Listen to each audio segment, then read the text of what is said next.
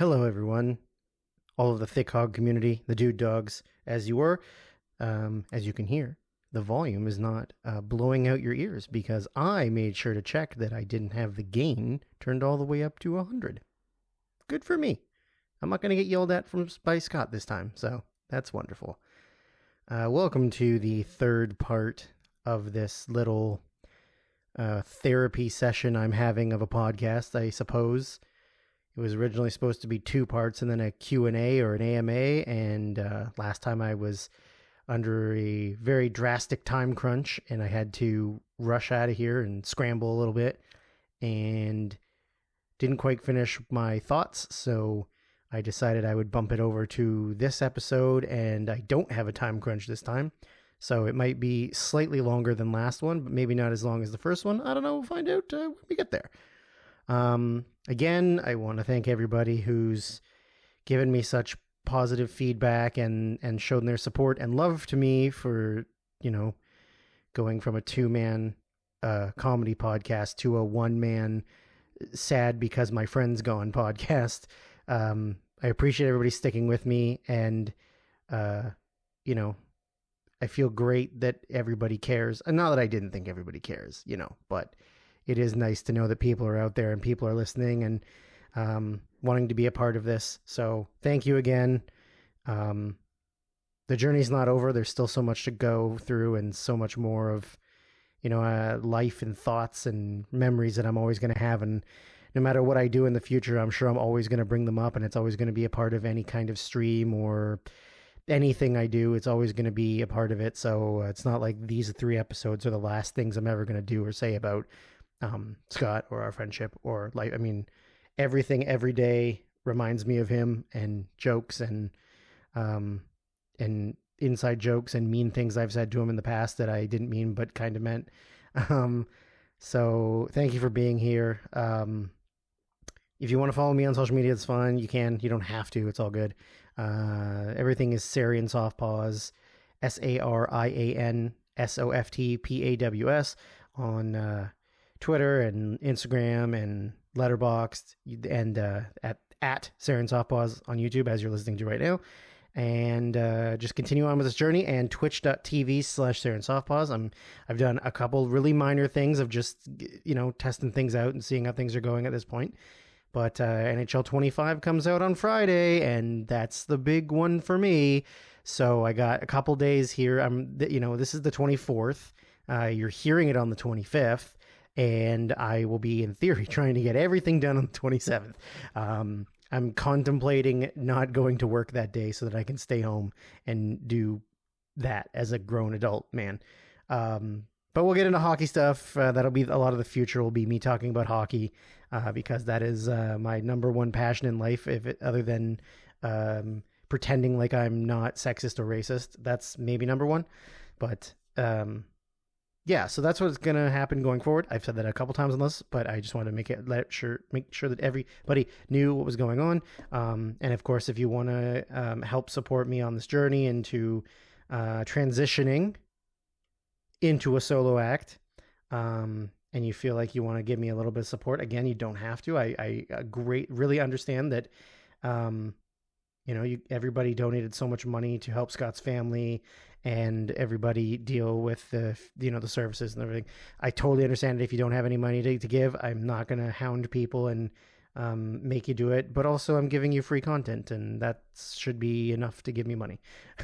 Sorry, I'm channeling my inner Scott right now, because that's exactly what he would want me to do. So paypal.me/Sarian Softpaws. Whatever you want to give is great, and if you don't, that's fine by me. So I wanted to start out. I was kind of reminded earlier of like Scott and I used to do parody songs, as you've heard if you've listened to old episodes of the podcast. We hadn't done it recently, but I don't know if that's just because we hadn't thought of any good ones. But I was just kind of thinking of some of the ones, and then because a song came on, and it was what is it? Is it the Pretenders? I think. I'm just gonna look it up real quick here. The Proclaimers. My bad. How could I fuck that up? Because my brains are bad. Proclaimers, and it's, I would walk 500 miles. You get the idea. And I was trying to remember what the parody lyrics were to that song, and luckily for me, I don't care about this getting monetized because I have no monetary thing set up for it, so I can just say the words and it doesn't matter. So I believe the lyrics were along the lines of, and I would eat my mother's poo, and I would eat my father's too. I would fill my tummy with their poo because they said it's good for you. Good for you, good for you, good for you, good for you. I would eat my mom and dad's poo. I believe that was the lyrics. That was one of the good ones. We also had the na na na na na, I'm gay, da na na na. That's just perfect. But the reason I brought that up is I had written a parody song that was a mean song about Scott. And I was too self-conscious about doing it on air with him because I knew he would retaliate against me, and I wasn't prepared for the retaliation at the time. But I did sing the song for him in the car one time, and he thought it was really funny. So at least he had actually heard the song. I just don't think I'd ever actually done it on the podcast because I was so self-conscious about it. And I figured now, because I have no repercussions of him coming back at me, which is maybe the coward's way out, who's to say, that I would just do it now and everybody could hear it, and then, it's out there in the universe. So it's a Crash Test Dummies song, which, if you're familiar with it, is the which Weird Al also did a great parody of. But I wrote lyrics about it, about Scott. I'm just going to play the beginning so everybody can kind of hear it, and then I'm going to do my version of the song. Oops, except for I forgot I turned the volume off so that it wouldn't accidentally play. So let's do that again.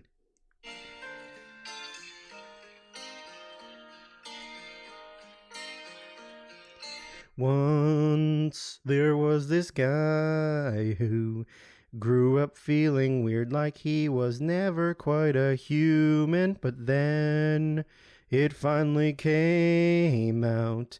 He was mostly a tiger. He couldn't quite explain it. He'd always just felt gay.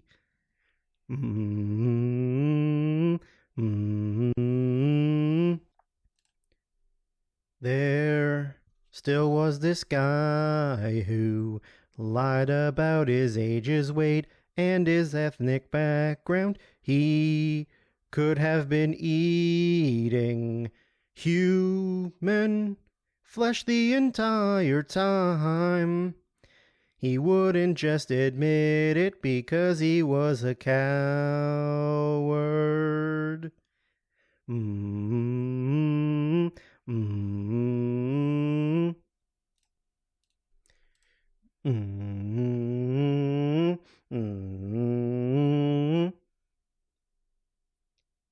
You might think it's not right to come after Scott tonight. There was this man who grew up thinking that he was an intellectual genius, but then it turned out he was just on the autism spectrum. He couldn't quite explain it. He just loved trains so much. And there you go. That's my loving tribute to Scott that he heard one time in the car. And he did laugh, but I was afraid that if it ever got out on the podcast, he would come for me. And I wasn't ready for him to come for me. So I held back for a while. And I apologize for how horrible of a singer I am. I'm not Scott. But yeah, that was a lot of our friendship when you spend, that much time with people in the car and at wrestling shows and just hanging out. And I feel like we were just so mean to each other, but like in a loving way, right? That's one of the things like I really truly miss is just telling him how he looks like shit and how he's fat and how he's old and how he looks like, everybody says that you look like garbage. And then he would always say, no, I'm adorable. I look great. And I was like, I don't think you look great. I think you look like a runny egg.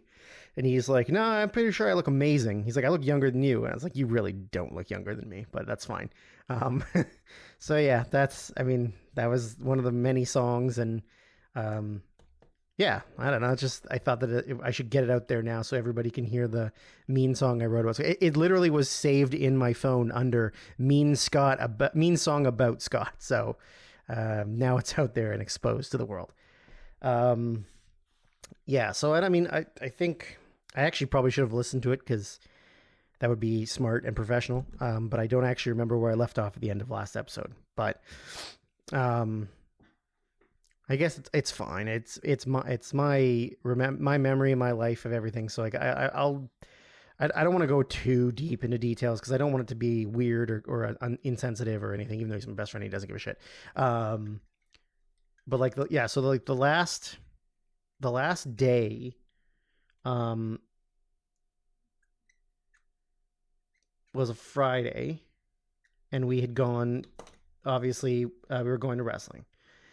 And I think I mentioned last time that we had problems at the border previously, that they weren't going to let us through. And we sent all of our gear down with another wrestler, and he took it for us because he doesn't get flagged. And then we were just going to pick it up in Seattle, right? So we knew we were in the clear, but neither one of us slept well the night before. We were both like so anxious and like just nervous about going.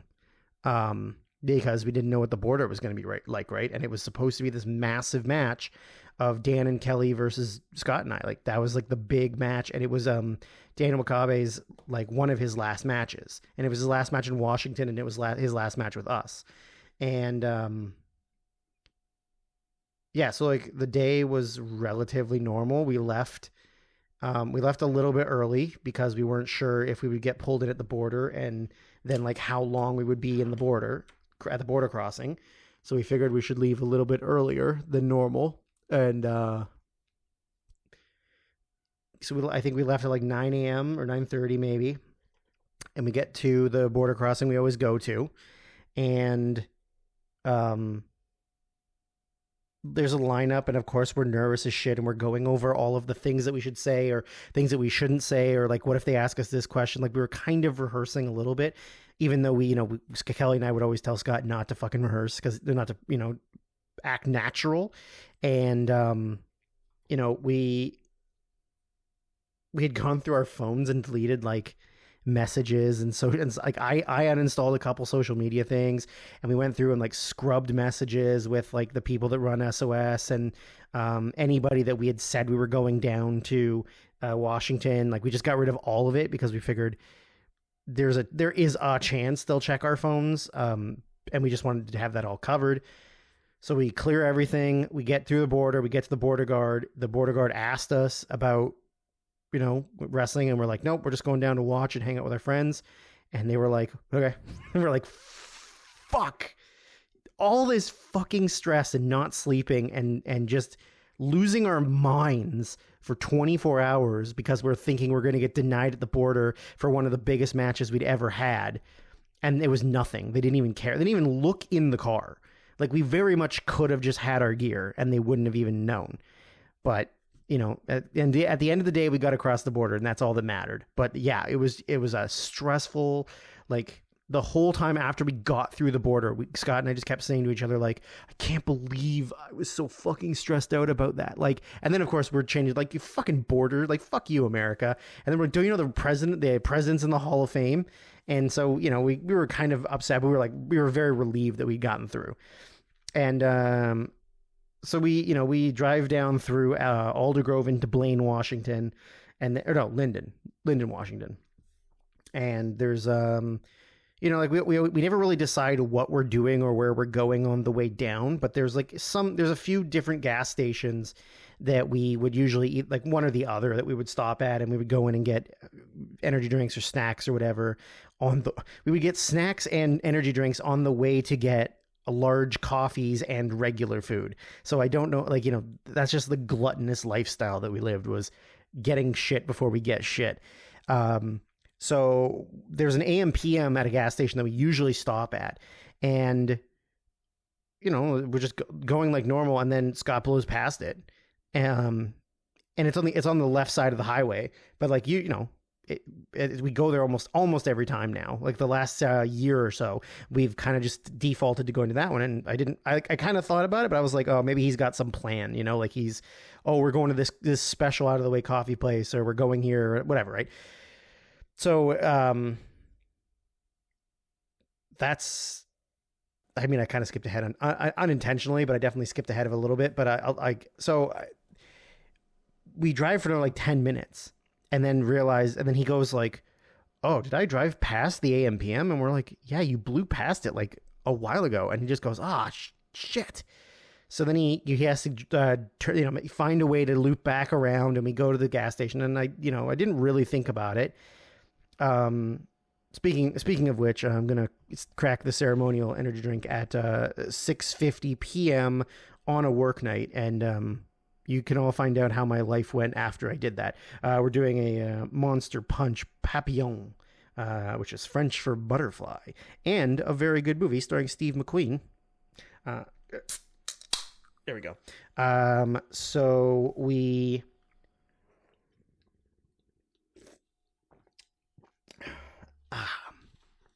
Yeah, so we loop back around, and like it was kind of weird. And what I thought about after the fact was, so not to break down the kayfabe walls of professional wrestling, as if we haven't done that our entire time being a podcast. On Thursday night, we all got together and went to Dan's house and watched clips and old things we had done, old matches we had had, and just regular wrestling to kind of get ideas for the match and then kind of talk out some stuff. And like, we used to go to Dan's house all the time because he was kind of the only one that was living on his own or like had his own space. And we would go there probably every weekend, maybe. And on the way there, like Scott kind of forgot how to get there. And he was going in the wrong direction, sort of. And then he was I'm trying to tell him, and he's getting mad at me about telling him where it is.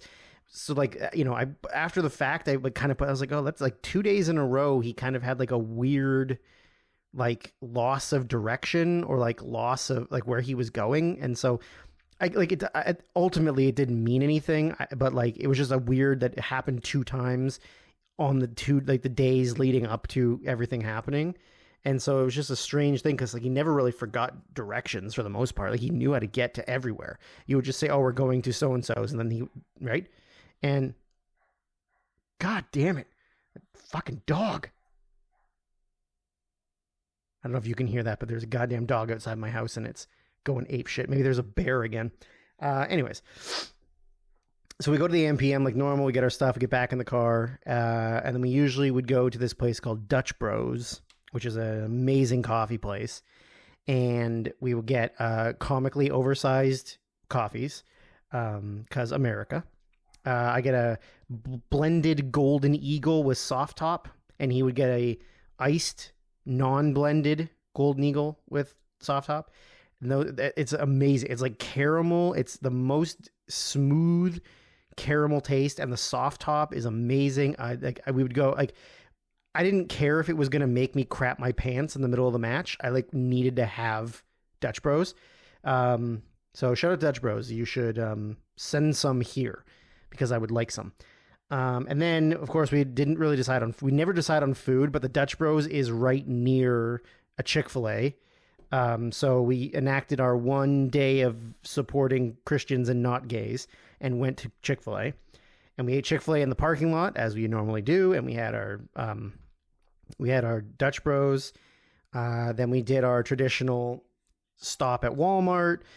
We did Fred Meyer to get Scott's mom some stuff, and we found some brand new Mountain Dews and some new energy drink, and just like the stuff we normally get. So we found all that stuff, and we stopped there. We stopped at the Walmart, and then we just kind of had to continue on our way down to Tacoma, and we get to drive through, dog shit Seattle afternoon traffic from Seattle to Tacoma, which I think I talked about how angry I was about that on Maybe Drunken Peasants. And so that we do our normal routine, we get to the show. I think we got to the show like 4:30 or 5. And we wait for Dan to show up, and Dan was it was a little bit late, but he has his own life going on, so we're not mad at him, right? And Kelly and Scott and I had been in the ring, and we'd kind of talked through some stuff and started putting the match together. And then we just figured, like, we talked about the stuff we had from the night before, and then whatever Dan brings to the table. Sorry, I had to go literally kill a dog outside.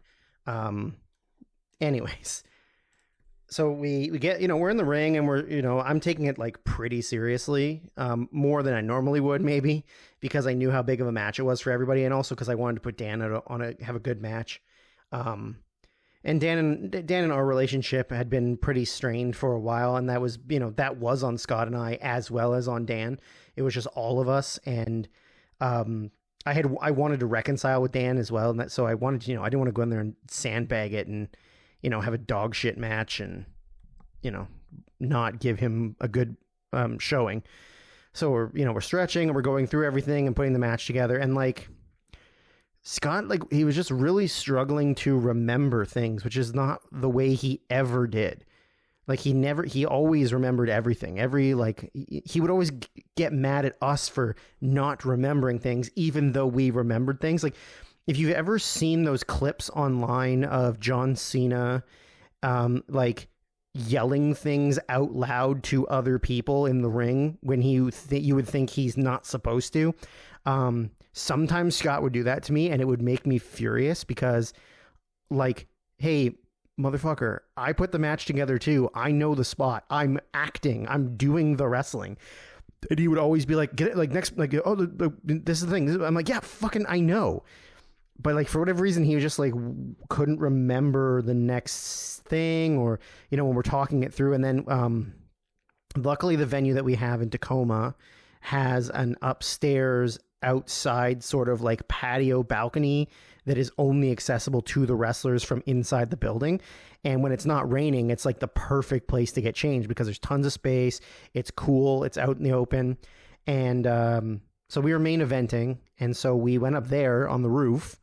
And we're just running through the match, and like usually, like everybody's different. Every single wrestler is different, and especially if you know your opponents, like we've been wrestling together for 20 plus years, so we all know each other. But you still run through it, like we would run through our matches probably like 10 or 15 times, whether that's like as a group or just like me and Scott pair off and just talk it through, or me and Kelly or whatever, and then we run it once before we go back through the curtain, or before we go downstairs to go out to the ring, just to like real rapid fire, just to keep it fresh in your brain.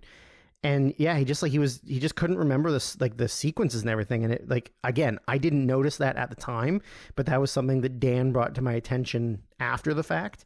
And I just wish I'd noticed, but again, like it's just I just thought he was tired from not sleeping the night before, and then stressed because it was a really big match and whatever, right? So we go downstairs, and then we have the match. Literally, I don't know, like the first spot I take in the match, which is Kelly and I have, when we wrestle each other, we always have this sort of sequence that's like rope running and like counters and roll throughs, and then we sort of do like a square up at the end. It's very like early 2000s indie wrestling, but we've done it in pretty much every match we've wrestled in the last like 5 or 6, maybe 8 years. So we just do the spot, and I'm supposed to do like sorry to get too deep in the wrestling terminology, but I whip Kelly off the ropes. He hooks his arms on the top rope so he stops himself from running. I jump up to do a drop kick, and then I miss and land flat on my back. And when I did it, my tail like crunched up under my hip, and I landed sort of like one hip on the tail, and then it rotated me to land on my hip on the mat on the other side. And as soon as I hit, I was like, oh, like that fucking hurt. So we keep going through, and we get up, and I realize that like I can't run. Like I can sort of walk, but I can't run. I can't move fast. And I mean, I don't know if it shows in the match. I honestly have not watched the match back. I don't know if I ever will watch the match back. But everybody said that it wasn't really noticeable. Like I was still in there for every spot. I did every move. I had to like pick Dan up, who weighs like about the same as me, and like hold him off the ground, and I did it. But then I just couldn't really like run and like rotate and swivel.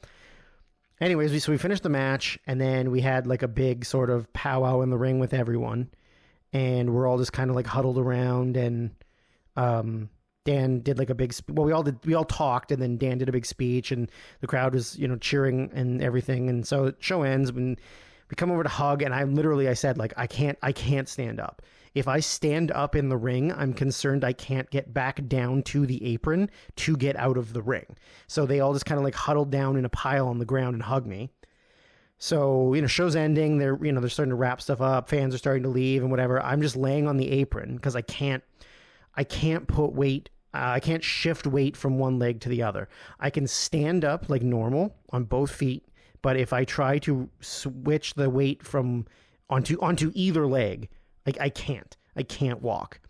So I'm fucking stressed, and I'm pissed off because I got hurt, and I'm just like, I'm stressed about having to travel all the way home, and then I'm stressed about what the fuck do I do about work, even though my boss is the coolest boss and he's my friend, and he would understand. But I was just like, I was so stressed. I'm just laying on the ring, and then the EMT guy, or the medical guy, came over and sort of did a little check on me, and he was just like, yeah, he's like, I'm not really sure what it would be. Like, you'd have to actually go get checked. And so now I'm thinking like, fuck, okay, and now we got to drive all the way back home, and then I got to go to the emergency room, and so I eventually get out of the ring because they need to take the ring apart.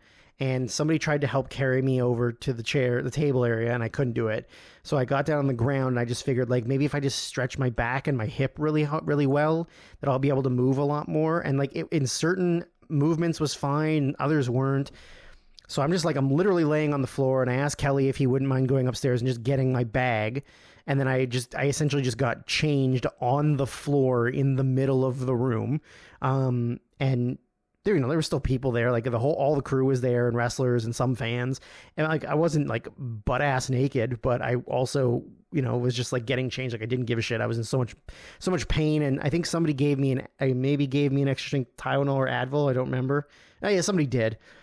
And so I had to separate our gear, right? Because we were leaving stuff in Washington, and then we were taking some stuff back because we have our gear maker, shout out Jordan, who lives in Washington, had just made us brand new gear because the gear we had. So he's like an incredibly talented fashion designer, and he does like drag stuff and just art installations, art pieces. Like he's incredible. He's so talented. I don't know how to find him on social media, but like Jordan Christensen is his name, and he lives in Washington. And I'll try and link it into the description. But yeah, he's like an incredibly talented guy, and he makes all of our gear for us. But he's not a wrestling gear guy, right? He's a drag and fashion guy. So sometimes a lot of the gear he makes us isn't really designed for us to like lay on our back with our ass in the air and our legs spread apart, or like, running and jumping and twisting. And so I've had crotches blow out, or like inseams come out, or certain things like that. And it's not his fault. That's just like, he's making things to look as good as they can, but not to be functional for wrestling. So, sometimes we'd have to drop stuff off. We have to get things altered. We have to get things changed. So the singlets that we had, he had intentionally put a liner in them just so that they were like more secure and more comfortable and more padded. But then in the summer, the lining is like incredibly hot and like not breathable. And so we had said to him like, oh man, like if we had to get new singlets, right? Because like I said in the last episode, the idea was we were going to get a pair of gear that stays in Washington and a pair of gear that we have up here. And so we were like, if we have to get new gear done anyways, let's get one that doesn't have lining, and we'll take the non-lining one back home because we'll be wrestling in Vancouver a lot more than we'll be wrestling in Washington, and we'll just leave the lined one down here because when it's winter, it'll be fine. So that's what we did. And so we went and picked it up from Jordan. It was awesome, like awesome work. He made gauntlets. He made gear, like singlets for us. It was awesome. He even included buttholes on our gear, which I had asked specifically for, which is incredible. And so that night, we try them on, And I don't know, Scott just didn't like the way his felt. He put it on and he said, like, I feel like I'm going to blow the crotch out in this. He's like, I'm going to lift my leg and the crotch is going to blow out. And I was like, okay, that's fine. Like, I kind of felt that way too, but I still wore mine because I wanted to, right? And on the way down to the show, he'd gotten a text message from his dad that said, oh, a package arrived for you. I think it's your new boots. So we had to order, obviously, because we're leaving gear in the US, we had to buy new boots. So Scott got a new pair of the same boots he had, and I got a snow leopard version of the ones he has to match. And so we're like, oh, awesome. When we get home, and then, you know, our next show, we're going to have new singlet, new boots. We had to buy second pair of knee pads, second pair of elbow pads so that we had, you know, I'm like, oh, we're going to have brand new, shiny everything in Vancouver. This is amazing. So he didn't like that. So he wore his old regular singlet. So I'm laying on the floor with my gear and then his extra gear, and I'm separating things into a bag and then into my suitcase, just so that we could leave stuff down and take the other stuff back up. And I'm kind of oblivious to like everything that's happening.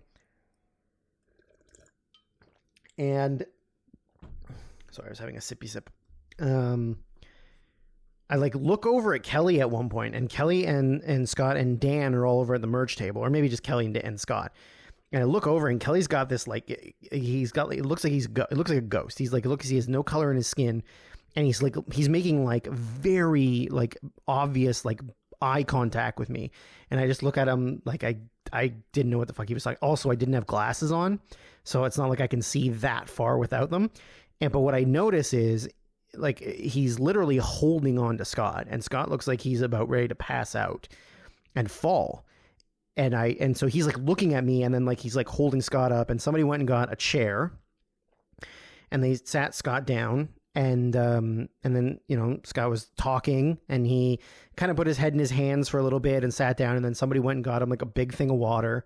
And because, I mean, if you maybe most people don't know this about Scott, but like he wasn't the best at like always keeping hydrated, and especially on wrestling show days where we're drinking like an energy drink or like a Mountain Dew and also a Dutch Bros, and then maybe having some Gatorade when you get to the venue, or like during the time when you're practicing your match and before you go out. So like it's not always like was never really a hydrated person when he wrestled, and to be fair, neither really was I, because we were so focused on the Dutch Bros. But I just kind of thought he was like, maybe he's dehydrated and he just went too hard, because at the end of the match, Kelly and I kind of take ourselves out. Like, you know, we do a big move and then we both roll out of the ring and we just stay out of the ring. And Dan and Scott do this big, huge, like move, counter, move, run, like this big exertion of energy and moves. And I just thought like, oh, maybe he just sort of like, you know, to be like, if we're being honest, like not the best athlete in the world. And I thought maybe he had just overdone it. Like he tried a little bit too hard and burnt himself out. And then he had said to Dan on one of the moves towards the end of the match that he just kind of got like crunched up. Like he landed, and his like, you know, he landed too high and his whole body kind of went over on him. And he just kind of was feeling like tightness in his back from landing. So, you know, like honestly, as a wrestler, like you're beat up all the time. Like, I don't think there's ever been a time where I come home from a match and I don't have like, at least like, my elbow's kind of sore, my knee's kind of sore, my ankle or something, right? Like you always have something. And Scott bruised like a peach. Like he would get these big, huge bruises like on his arm or whatever. And I'd say like, what was that from? And he goes, oh, I don't know. And then turns out like, it's just from like running the ropes or something. He was just so delicate, like a little baby. And, they sit him down in the chair, and then I'm still struggling, right? Like I literally I still can't do anything. I get up to my feet and I'm like, okay, I'm going to try and walk to the car. And like, I can't walk to the car. And so, my friend Austin, thankfully, fireman's carried me. And fireman's carried me while almost dropping me several times, because, he's not that strong and I'm heavy. So we finally get to the car. And I'm dreading getting in the car, obviously, because I'm like, if I get in the car and sit down, can't guarantee I'll be comfortable, and I can't guarantee I'm going to be able to get up and get out. So, but like, you know, Scott walked to the car. He carried the box of t-shirts to the car, and then he just, Kelly said to him, like, do you feel okay? Like, do you feel like you can drive? And Scott said, yeah, maybe, but maybe not right now. Like, let's just go to sort of like, there's a gas station on the way home that we always stop at to get stuff. And then then there's another like 15 or 20 minutes to the border. So I think he had said like, well, let's just get to the gas station and then we'll switch. So the whole time in the car, like we were listening to Wrestling Observer because we had started it on the way down and then just never really finished it. So we're listening to Wrestling Observer, and like he was cognitive and social. Like he was talking to us. He was talking about what Wrestling Observer was talking about. He was like saying things, like he was there mentally, and he was like, in the no, I don't know what I'm trying to say. He was alert and aware of his surroundings. But he laid in the chair and kind of reclined in the passenger seat and then just stayed like that until we got to the border. But we get to the border, no problems. And like I'm fucking shitting my pants about getting to the border because I've said, I probably on here and also on other Drunken Peasants and stuff, is like we get pulled into the border all the time because somebody in Canada has used my first and last name and a birth date close to mine as an alias and did something awful. And so we get pulled in quite often coming back into the country. And I'm like dreading it, right? Like I'm like, if they need me to get out, I genuinely do not think I can walk from the car to the building. And like, yeah, that looks suspicious, but like I can't. But like, and so the whole time we're getting, I'm saying out loud in the car, please be a fucking cool border guard. Please be a fucking cool border guard.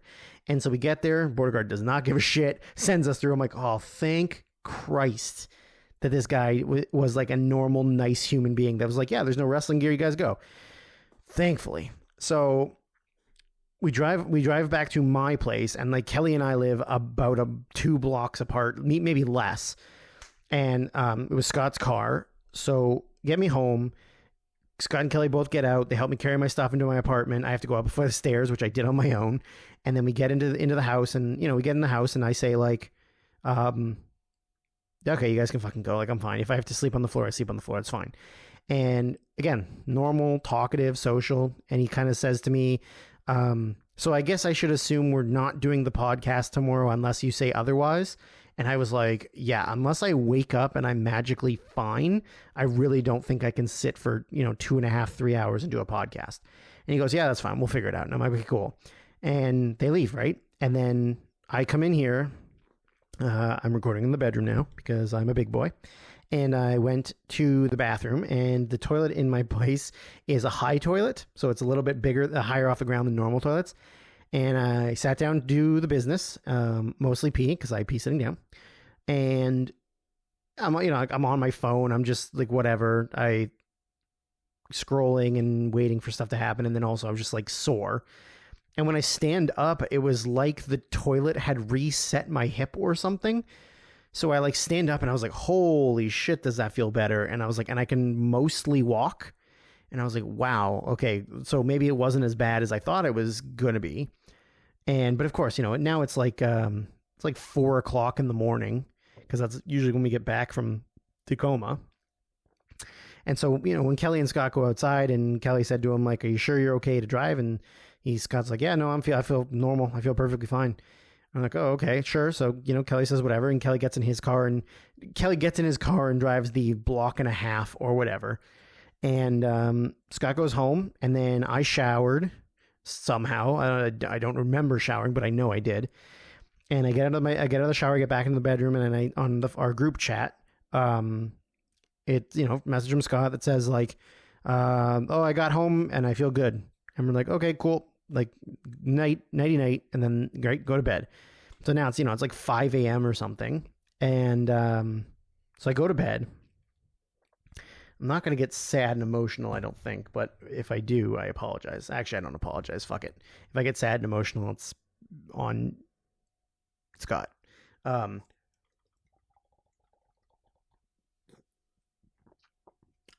shotgunning Monster was a bad idea.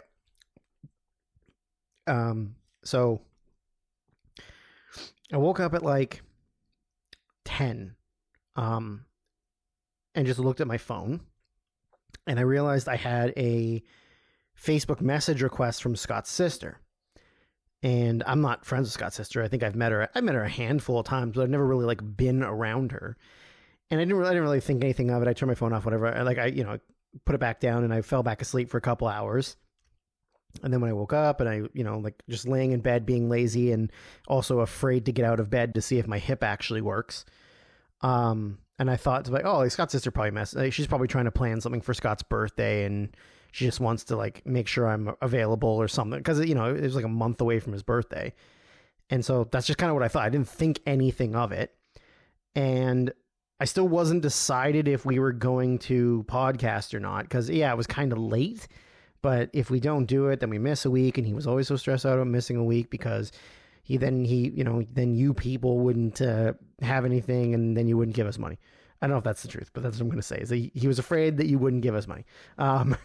So I'd gotten up, and I think I was having yogurt for breakfast. And the thing we were supposed to be doing for the podcast that day, shocker, as I revealed last episode, I don't always watch everything until either I don't always watch it, or I watch a video recapping it, or I try and scramble to do it the day before he gets here, the day before he gets here, so that it's fresh in my brain. So we were supposed to be doing the Quiet on Set, the Nickelodeon, diddler thing. And so I'm literally in the middle of watching that for the podcast that maybe we were going to be doing that day. If I had gotten if I'd gotten through it and my hip wasn't feeling too bad, I was just going to message him and say, like, why don't we just come over and we'll just run it real quick.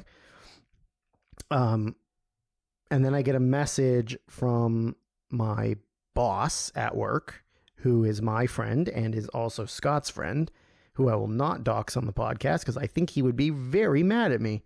And he just sent me a message that said, like, I'm so sorry. Take as much time as you need. And I'm thinking, like, oh, fuck, it's got to tell him that I fucked up my hip. Like, God damn it. So that's what I was thinking, right? And so I messaged him back, and I was like, huh? Like, I'm like, what are you talking about? And then he goes, oh my God. And so he calls me. And so he was the one that he said, like, he told me. And it was honestly the first time in my life that, like, somebody close to me had actually, like, passed. I've lost grandparents, but they were all sick, except for one grandfather who I didn't really care that much about. But they were all sick and dying. So, like, it's not like it was a big shocker.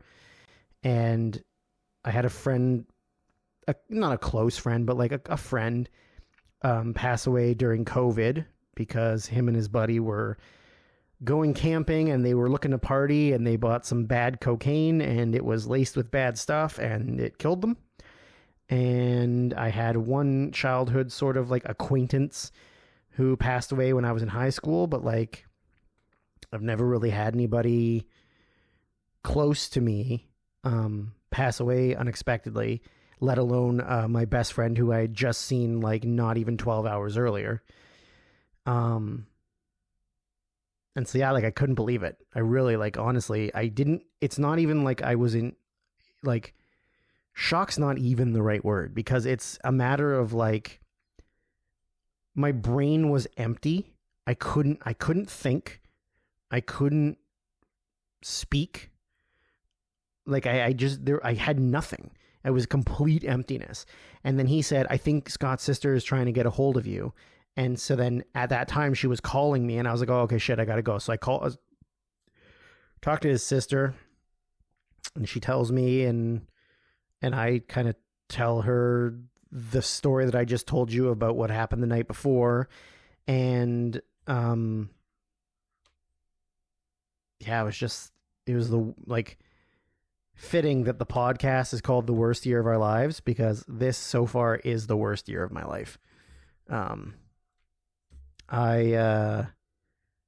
So yeah, I didn't tell anybody. I mean, I think I maybe mentioned it somewhat recently, I guess, but, in January, I got what I feel to be, and other people that I have, or that knew the situation, agree with me, that I was witch hunted at my job, and was used as an example despite having no previous write-ups or warnings or infractions or nothing, was fired from Whole Foods, where I was a produce manager, and in like a very shitty manner by a very shitty person. And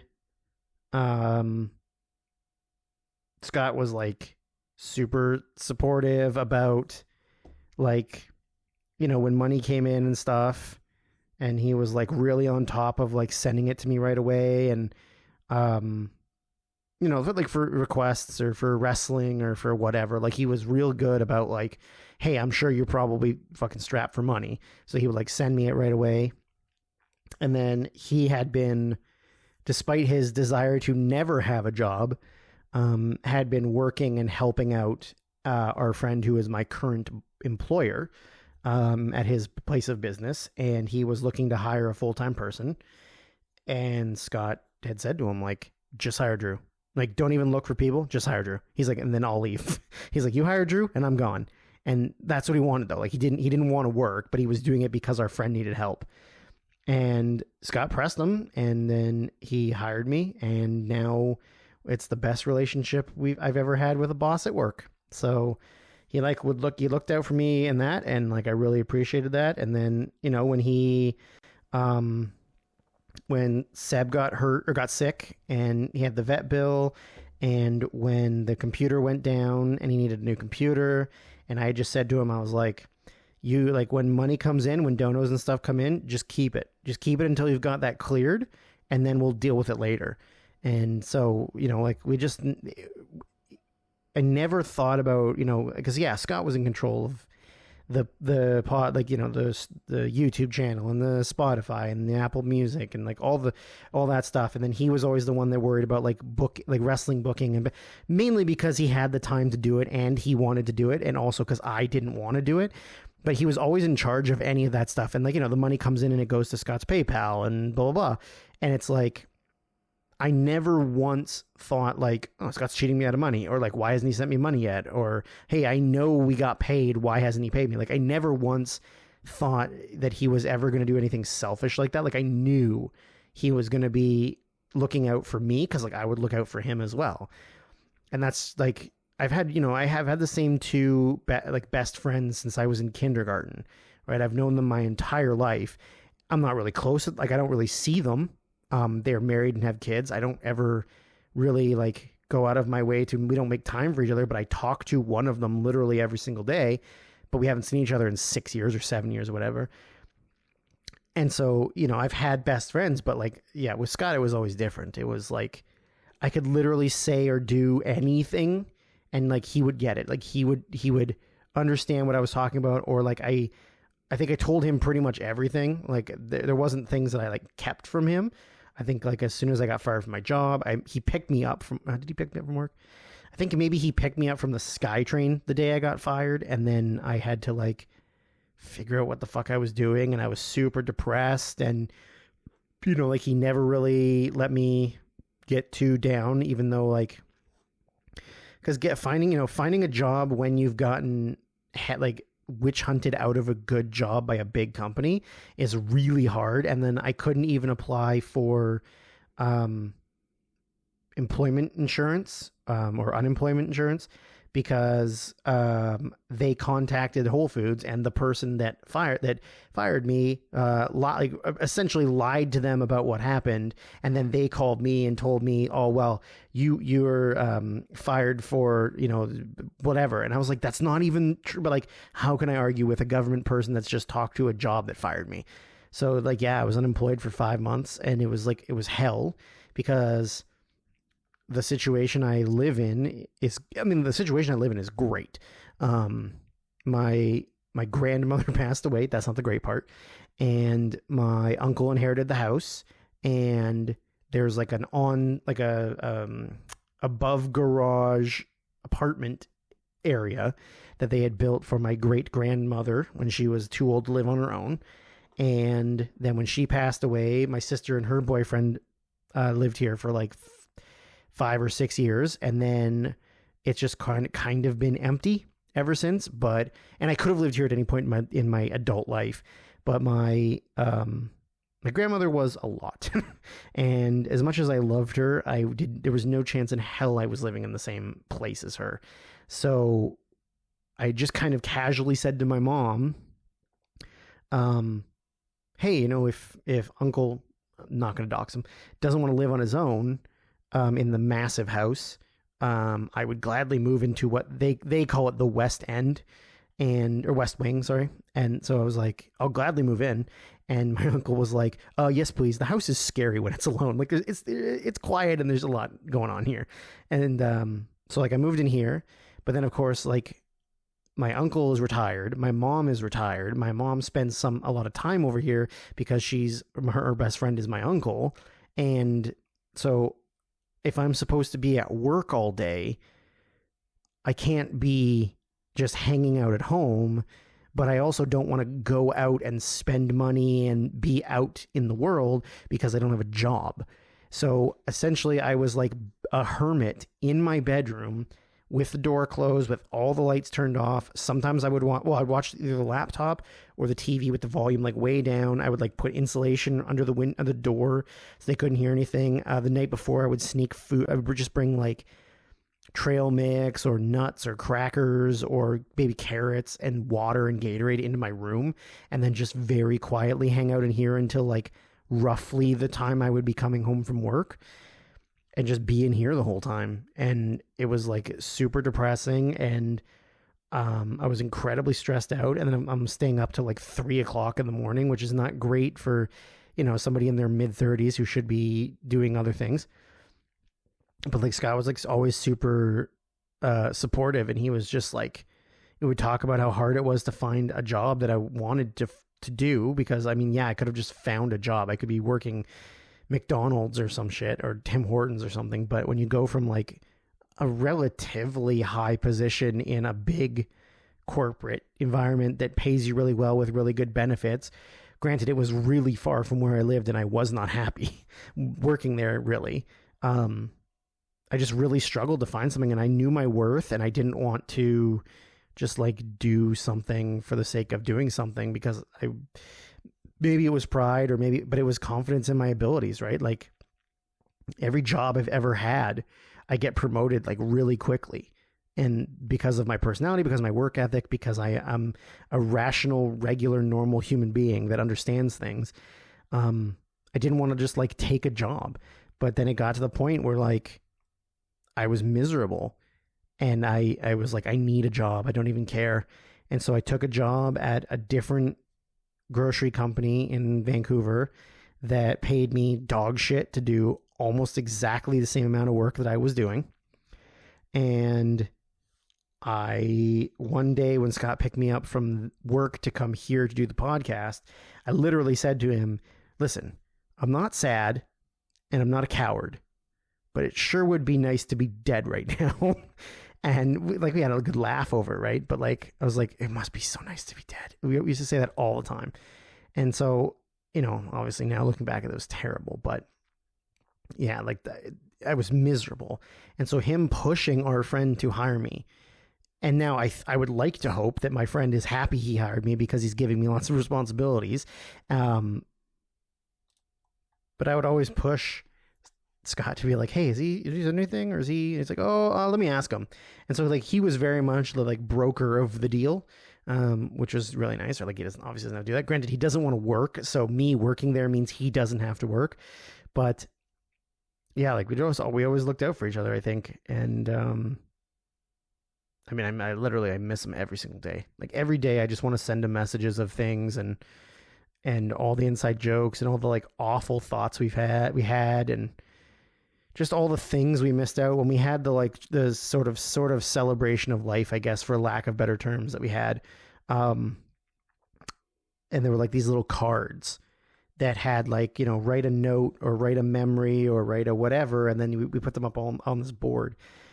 And I was like, I don't know what to write. Like I can't write enough on this little card. And everybody's, you know, most people are just writing like a specific memory, or how, you know, just writing how much they love them or whatever. And like, for me, I was like, this little card is not enough for me to write everything on it, And so all I did was I just I started writing out all of the things that I wanted to tell him about. Like I wrote him just sort of like, hey, AJ went to Noah and he wrestled Marufuji and the match was pretty good. And then like, oh, hey, like, the G1, they went back to 2 brackets like we've always talked about them doing, and they took out all of the bad wrestlers that shouldn't be in the G1. Or like, hey, Kelly and I went and saw what the hell is it called? How have I already forgotten this? My brains are so bad. Also, it's late and I work today. The movie that's directed by that guy who does that thing. Trap. M. Night Shyamalan's Trap. Like, Kelly and I went and saw Trap, and it was just as awful as we had hoped it would be. And so, like, I was just writing those because, like, that's the stuff that I care to tell him. Like, I'm not going to write this big note to him, like this little tiny note that just says, like, hey, bud, I miss you. You look like shit and you're fat and you're old. Ha ha ha. I love you. Bye. Like, I just don't have... That just didn't seem right to me. So I just was writing down the things I wanted to tell him because that's what I wanted to do. I wanted to talk to him about wrestling and movies and shit on local bad women wrestlers. And yeah, I don't know. Just that's how it was. And so,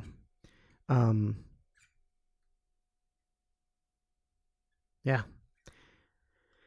So I guess that's kind of concludes the story for now. I mean, I'm sure in the future I'll think of other things and have other stories and things to tell, but we're an hour in and I want to get to the Q&A stuff, and I think that's going to take too long. So, or not take too long, take a long time. So I'm just going to go through it. I want to thank everybody who did send me messages. If you didn't get a chance to, you can always still just send them to me at any point in time, and I will read them on whatever I do or look at them or et cetera, et cetera. So I did break these down into categories. I did questions that are about Scott, questions that are about both Scott and I, questions that are just about or for me, and questions that are about nothing. And so I'll mix and match some of them here.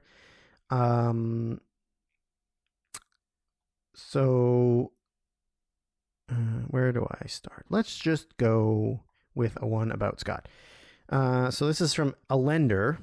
Shout out to you because I saw you sent me a message on Discord, and I'm not always on Discord, so I will get back to you. A question I had for the Q&A was Scott like this with everyone? He always gave off the vibe that he wanted to be friends with everyone, but it just seemed impossible to get along with everybody. People are just too different sometimes. Was there ever anyone who Scott disliked or even hated? And if so, how did he express it and how did he treat them? I mean, your assessment is correct that it is hard to get along with everybody, and because people are too different. But he very much was the easiest person to get along with because his personality was very dominant, and most people would just sort of fall into like a secondary kind of beta relationship with him because he was so like, forward and outgoing and expressive and smart and all of that. And so I don't think I ever met a person that genuinely hated him.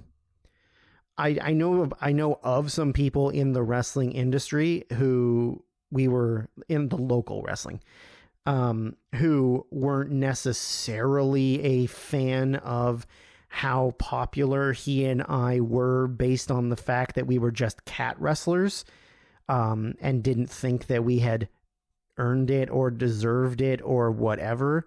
And which is fine because we didn't necessarily like those people either. But I never met anybody that I knew hated Scott the person ever. Maybe there was, and either I never knew about it or it was people I don't know, because he was much more in the furry fandom than I was. And maybe there were people that he had interacted with in the past that he rubbed the wrong way, but like never when I was around. And I never saw.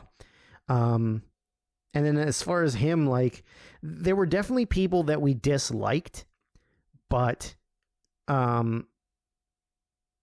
he never treated anybody necessarily poorly. You know, like, a lot of it was just putting on like a shit-eating grin, but like through your teeth, calling them I could fucking hate you. But like, he never did it to anyone out loud. Like, he never vocally said to like, I hate you, or like, oh, I don't like this person. Like, I'm pretty bad at that. Like, honestly, sometimes I just couldn't give a fuck, and I have no filter. And there's definitely people where I'm just like, I fucking hate that person, and I will let everybody know. And Scott never really had that.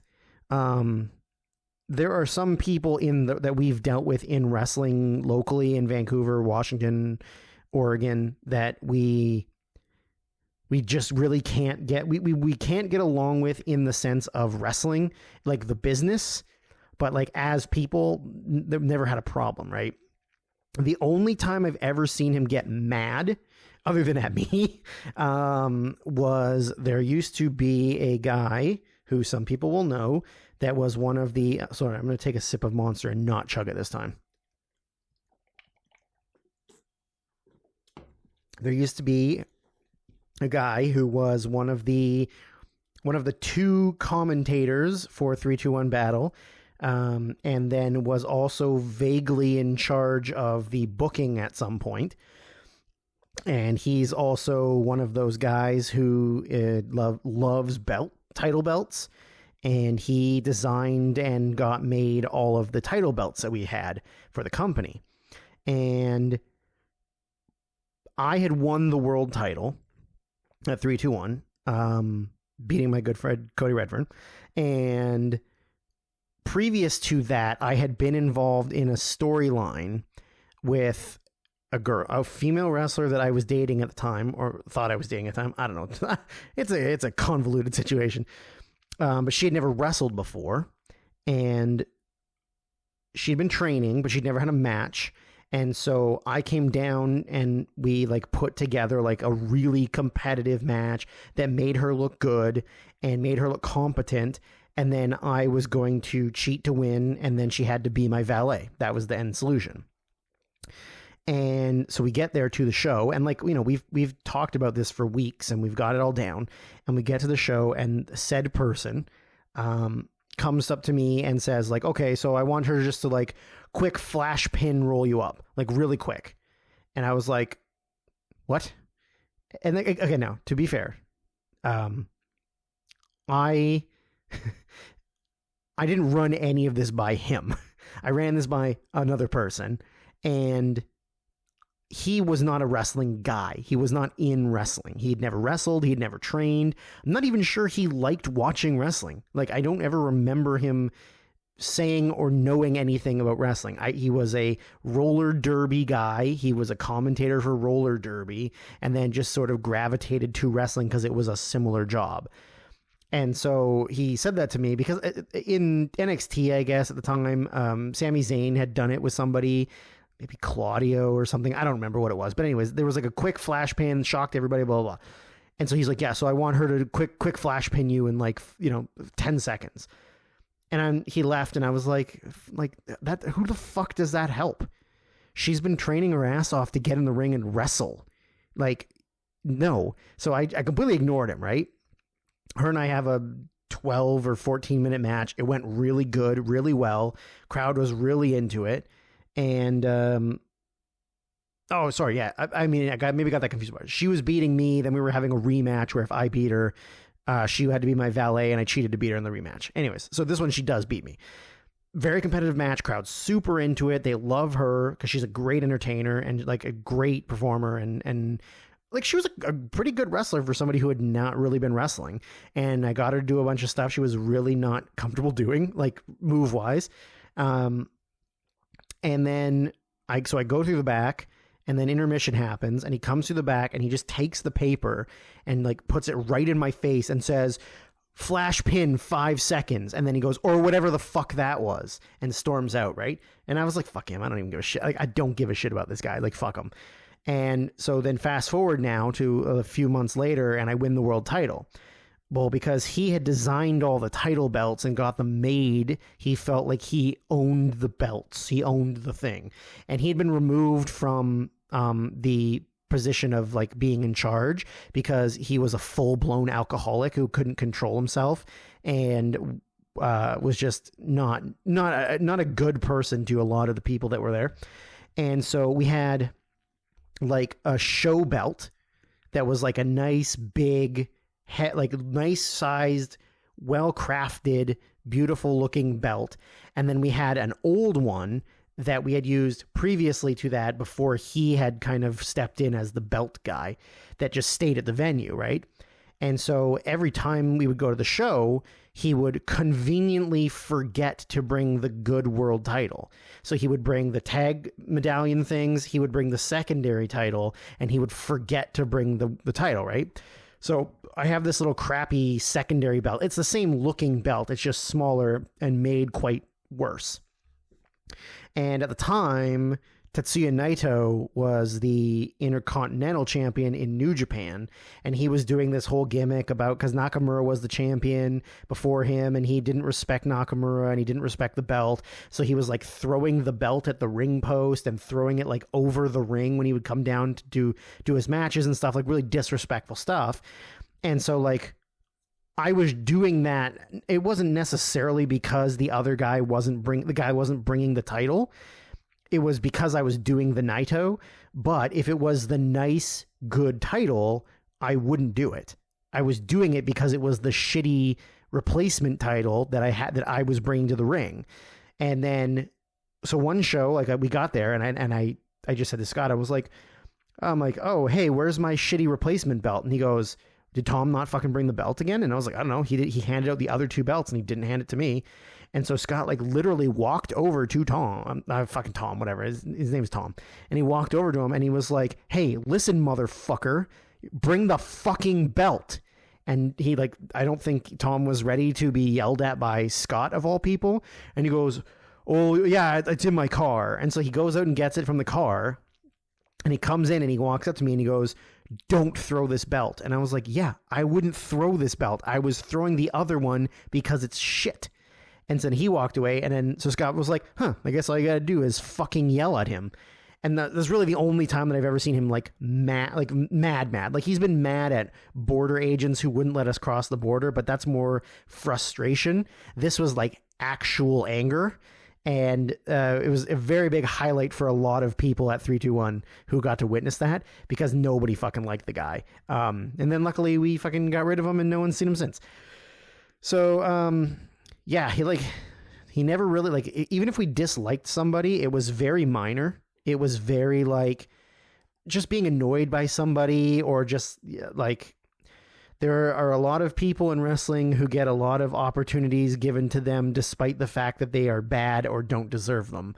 And we were very much in favor of shitting on those people.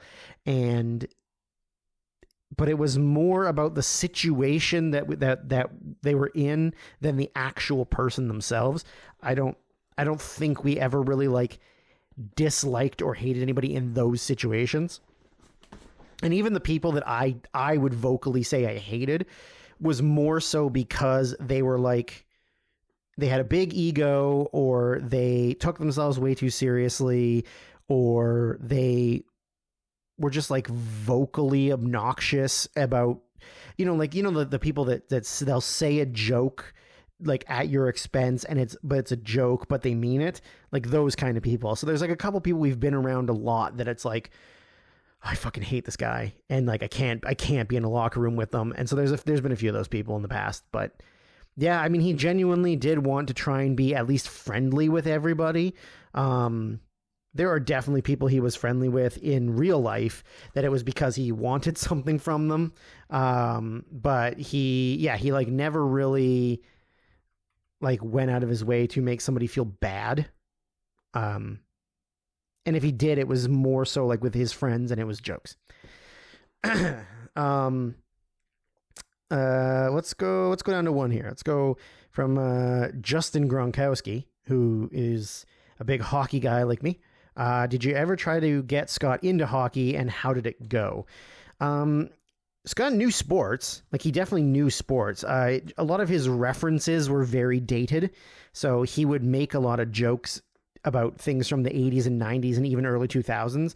But he he watched hockey with me for sure. Like, there are episodes of our podcast where either before, during, or after was a Canucks playoff game, and he would watch it with me. And he like knew the players, and he knew like the rules. He would never like go out of his way to actually watch it himself or pay attention to it himself. But he definitely would sit on the couch and we would eat dinner or whatever we would get and watch the game. And I would give him updates on stuff, or we would talk about stuff. Like, he knew it. He just wasn't like a huge fan. He was more like, he was a football kind of a football guy. He was a baseball guy when he was younger. And then just like the elitist white guy that he was, golf was his thing. But yeah, I mean, he knew hockey. He would watch it with me. He didn't hate it. He just wasn't really like his thing. So yeah, like it was part of his life because I was part of his life, and it's a big part of my life. Okay, let's skip down to a one just about me, from UV. It is, have you seen any new movies lately, and what was your experience with them? Well, I can tell you about the most recent movie I watched, which I saw on Sunday, which was the Alexander Aja, the French guy.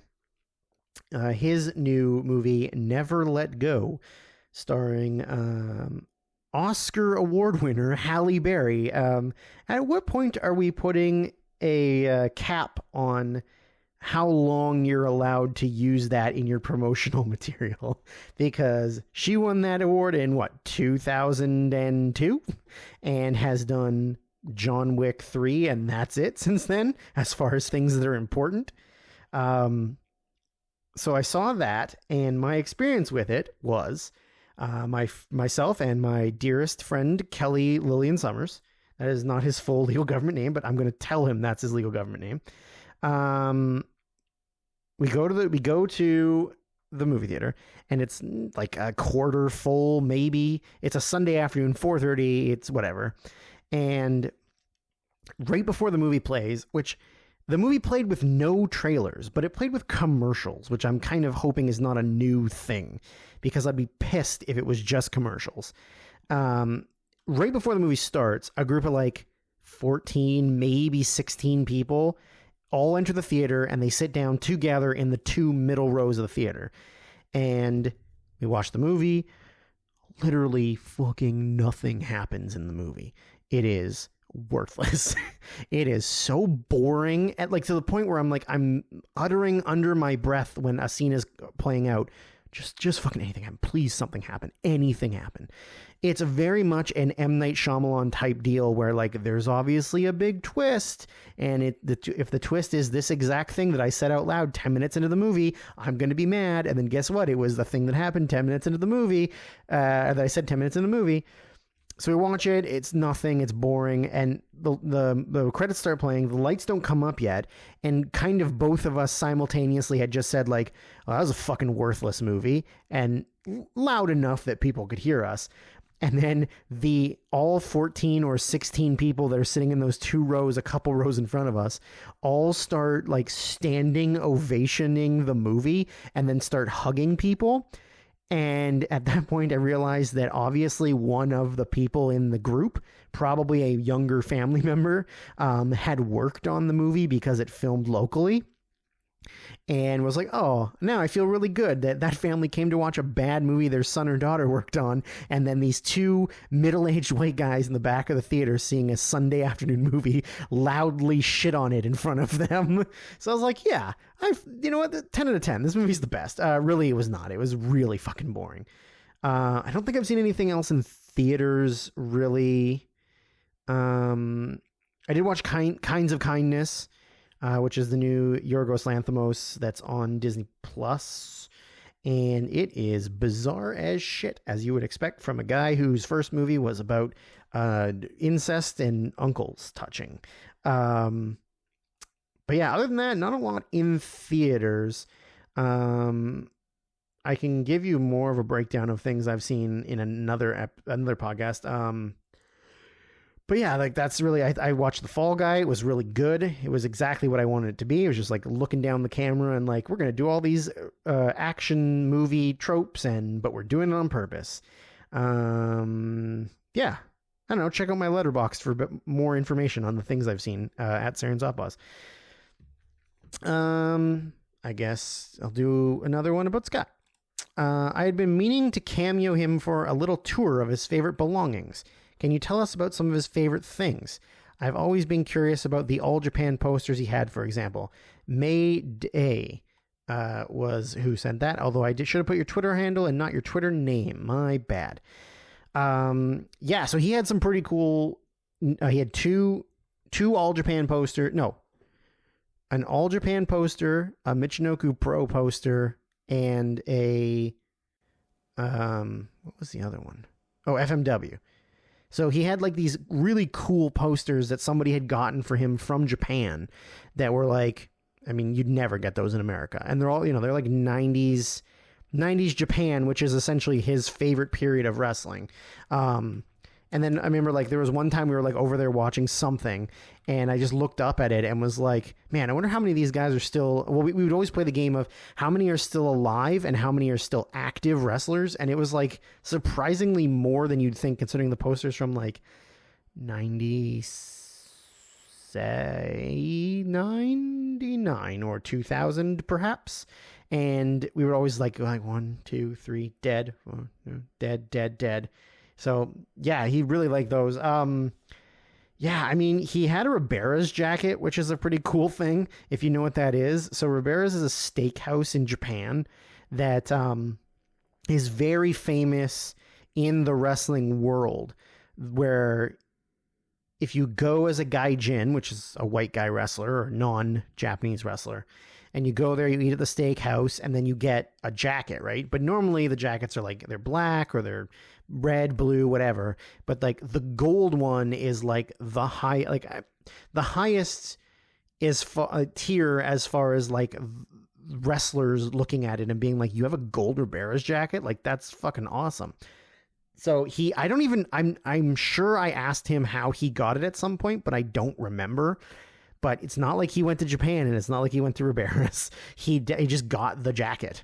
And there's pictures of him wearing it at wrestling shows. Like you'll see a gold and black jacket with like a bull's head on the back of it and says Ribera's. That's the jacket.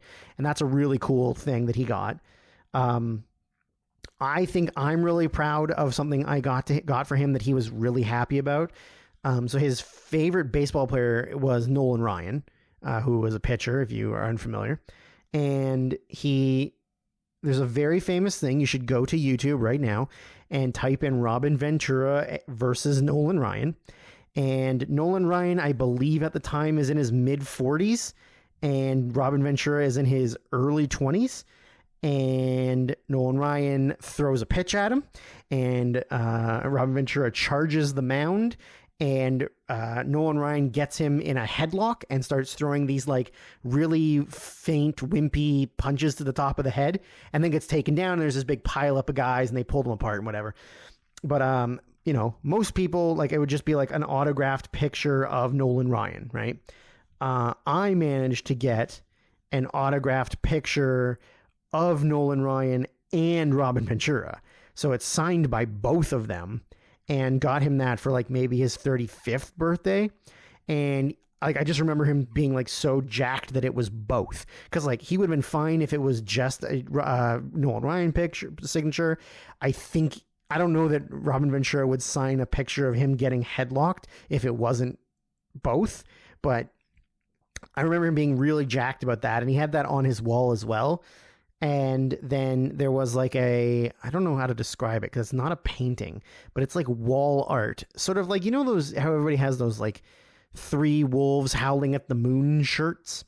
Well, there's like, he has like it's not a painting though, but it's like just a visual art piece that is like a tiger and a wolf. And they're both like looking up at a moon from either side of the painting and the picture. And that's something that he and Kelly got years ago, and I think he was really happy about that. And then people, like, somebody made him a Funko Pop of him. Somebody made him like a wrestling action figure of him. But I think, like, obviously the thing he was the most proud of was the wrestling library, the wrestling media that he had accumulated over the years. That was like all of the VHS tapes, and that then he eventually was getting them digitalized into DVDs. And then he had been selling the VHS tapes and making a good profit off them. Good for him. And then he kept all like the hard, like the, what the fuck's the word for them? Like the actual real prints of things and not just ripped tapes. So he like that was what he was the most proud of. Like he literally had almost every like big Japanese wrestling thing from like maybe the late 80s until like 2007 or 6 or something. And then he had like terabytes upon terabytes of like every wrestling, like everything Japan, everything like good indie stuff in America, like Mexico. He had like everything, like more wrestling media than one would ever need to accumulate and have, because you're never going to actively watch all of it. I think that was something that he was like really proud of having. And also the fact that, like I've said in the past, he was like one of the OG tape traders back in the day. And he actually got like cease and desist orders from, like major wrestling companies like Ring of Honor and WWE back in the day for selling their tapes, copies of their tapes. So I think that was always something that he was very proud of. And then, I mean, outside of the wrestling tape library and the Ribeiros jacket and the Nolan Ryan Rob Ventura picture and the Japanese wrestling posters, obviously Seb, although some might argue that Seb owned him, but Sebastian was probably his number one. I remember when Koji, his old cat, died, and he was so sad about it, and he really didn't know how he was going to like deal with that. And then next thing you know, he got a new cat, and the new cat became his life. So yeah, those are the things. I just literally got I got messages from Eve. Man, Eve, these questions are too deep. They're too real. Okay, I'll add them in because I got a lot more to go here. Let's go with about me. From UV again. Are there any plans for a future all request spectacular or just for requests in general? Honestly, it is entirely up to you guys what you want to do. I can have other people come in and do stuff with me. It's obviously not going to be the same thing, but I think Kelly is open to doing some stuff. My friend Greg from Washington wants to come up and do some stuff. There's just a bunch of people that would love to just be social about Scott and about anything. So like, honestly, if you guys you people as a listening and viewing audience want me to do stuff, I mean, it's going to be weird because it's not going to be exactly the same, but, I would love to be able to do some of that stuff still. Like, I don't want to just not do the things we were doing because he's not here. Because he would want me to do it. He would not want me to stop doing anything. So, yeah, if you want me to do another all request live spectacular and drive me nuts by making me watch anime and YouTube videos and whatever Sonex likes to make me watch that I don't understand, if that's what people want, I'm not against doing any of it. It's very much up to you guys. If you're going to listen and you want me to do it, I will gladly do it. Like, if people are going to give requests and all that, then it's a done deal. And like UV had another question that's kind of similar, and that I guess I just kind of touched on there as well, which was, will there be more podcast episodes? Maybe it's just me, but you kind of implied that it'll end after the third episode. Again, I would love to do more. I just, like, it's up to you people, the listening audience, if you want me to do more stuff. I just got to figure out what I am going to do, like what the context and the substance of the podcast would be, because it's obviously not going to be the exact same thing. And I don't know if I'm as funny by myself without having Scott here, right? And if it's not a funny podcast, then what are we even doing? But again, I said, like, I think Kelly wants to do some stuff. Not a probably. I don't know that I'll ever have a full-time second person. But Kelly wants to do some stuff. Greg wants to do some stuff. I'm sure I can get Dan to do some stuff. I have a friend named Larry who is a very funny man, and I would love to have him do some stuff with us. And he knew Scott a little bit. So, you know, if that's what people want me to do and keep doing the podcast, like, I will gladly do some more stuff. So, yeah. Here's a question from Let's Make People Smile on Twitter. Any movies or music you two bonded over? Yeah, I mean, there was a lot of stuff that we bonded over from request-related things that we had never really seen before or that we hadn't seen in a long time. I think we very much bonded over Made in Abyss because we knew nothing about it, and it wasn't something that was really even on our radar at all. And then it became such a huge thing for both of us, and we like really got invested in it by the time we got to the end. Like, we were really like, there needs to be more of this. So like, yeah, there was definitely Made in Abyss. I mean, every movie that we had on our lists for the best of the decade, most of those movies we very much bonded over, like, the experience of watching all of the movies for those decades.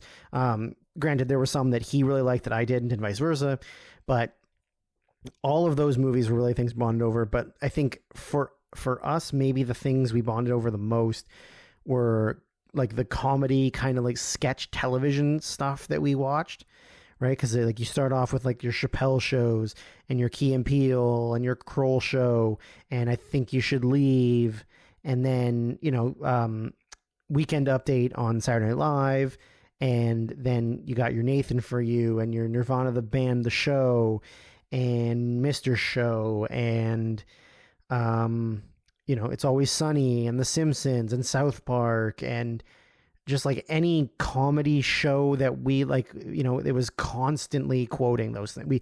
Every day we would quote something from every single one of those shows at least once. You know, like, that was just always fresh in our brains, always made us laugh. I mean, there are some movies that are like that, like Basketball. There's some stuff. Like, one thing we would always say to each other all the time was, can I talk to you for a second, cocksucker? Can I call you cocksucker? No, only my friends call me cocksucker. That's like a joke that we had. But yeah, I mean, shows like those comedy shows were like big. Like, yeah, like, I think not a day went by that we didn't quote The Simpsons or South Park, and maybe It's Always Sunny. And then as far as music, I don't know. We didn't really have that similar of a music taste. We had some, but I think like mine's a lot more sporadic than his, and his is a lot more focused on like certain things. But like, I remember the day he let me listen to Lil Peep, and ever since then we like majorly bonded over Lil Peep. We watched the documentary together, and then whenever they would release one of those bad new songs of his, and by new I mean like vocal tracks that he had that now his like business people are like, we need to put this out, and it's not really good because it doesn't have his touch to it. But like, yeah, Little Peep was definitely one for us. And then on the way down to wrestling and back, there was times where we listened to a lot of like late 90s, early 2000s boy bands, especially Canadian stuff that a lot of people wouldn't know. You got your McMaster and James. Well, that's not really a boy band, but like your early 90s, late 90s, early 2000s pop music. I actually made a playlist of it when everything happened. So yeah, there's a Canadian band called Wave, there's a Canadian band called Sky, Soul Decision, McMaster and James, B44, Savage Garden, not Canadian. Then we got some Shaggy, and then Ace of Base, Dido, this band called Prozac, Tenacious D was a big one that we bonded with. And then there's like I don't even know what to call him, like a reggae rapper, white guy from Ontario, I think, called Snow. So that was kind of like the stuff that we bonded over in the car. And then we also had some times where we would listen to like early and mid 90s like dance music, like LaBouche and Ace of Base and just like those kind of things. Like we would have little jam out parties in the car, listening to that stuff. But yeah, not as much music, but definitely like everything. Like if you go back to the worst year of our lives and listen to anything for best of the decade stuff, or just look at the lists of the best of the decade stuff, like most of those movies were things we really bonded over. Her was a big one. Parasite was a big one. Yeah, I mean, it's everything on that list is incredible, and like that's the stuff that we bonded over. I'll read one of Eve's now, considering she got in just under the wire, but I'll read the ones that are not so deep. Oh, man.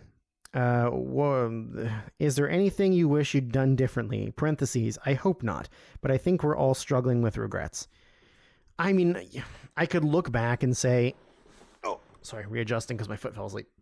I mean, it's easy to say, like, I wish I could go back to the night and see the signs and take him to the hospital, but there was no reason to believe he wasn't okay.